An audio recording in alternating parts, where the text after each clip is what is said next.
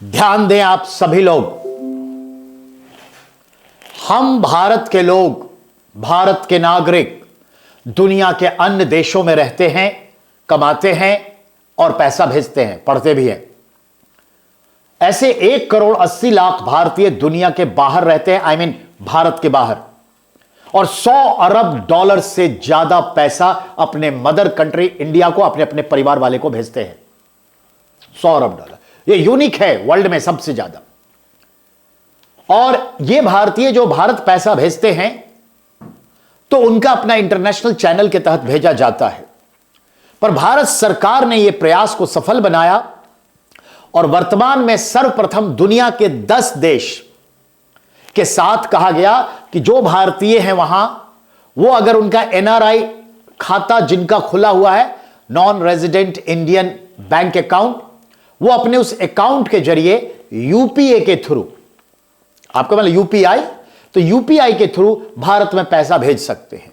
तो भारत का जो यूपीआई पेमेंट गेटवे सिस्टम है, जिसे national payment corporation of India संचालित करती है, जिसमें रिजर्व बैंक ऑफ इंडिया है, भारत सरकार है, स्टेट बैंक ऑफ इंडिया है, बैंक ऑफ बड़ौदा है और भी 1-2 कंपनी है, ये सब मिलकर के नेशनल पेमेंट कॉरपोरेशन इंडिया बनाई है। और उसने अपने एक ऐप डाले हुए जिसका नाम है यूपीआई, और यूपीआई के थ्रू आप डिजिटल ट्रांजैक्शन करते हैं।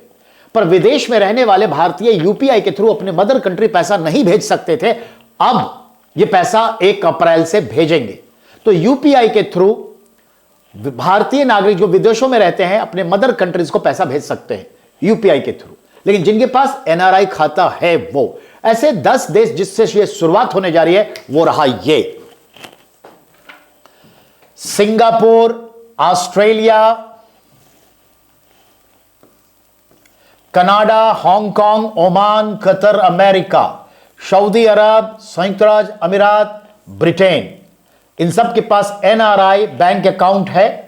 पीआईओ यानी आप भी जानते हैं पीपल्स, ठीक है, इंडियाज बने ओवरसीज, तो हम कहते हैं उनके पास भी जो खाते हैं वो यूपीआई से पेमेंट करके अपने देश पैसा भेज सकते हैं।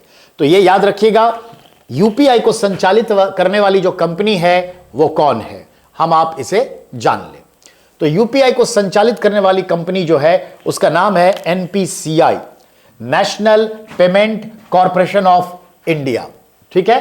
कुल मिलाकर के यूपीआई क्या है ये हम और आप सब जानते ही हैं, नहीं, यूनिफाइड पेमेंट, ठीक है ना, इंटरफेस। तो यूनिफाइड पेमेंट इंटरफेस को संचालित करती है एनपीसीआई। कुल मिलाके ये बात हो गई हजम, बढ़ लीजिए आगे।